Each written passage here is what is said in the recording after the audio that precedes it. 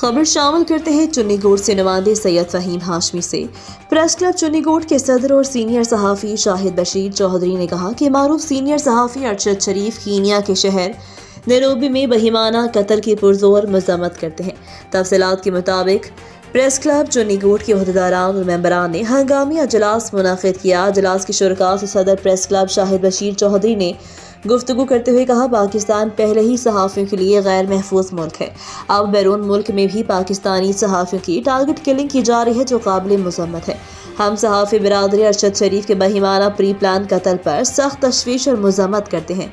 अरशद शरीफ को कीनिया में सर पर गोली मार कर कत्ल किया गया, जिसकी खबर मिलते ही पाकिस्तानी आम अवाम मुल्क भर की सहाफ़ी बिरादरी में गम और गुस्से की लहर दौड़ गई।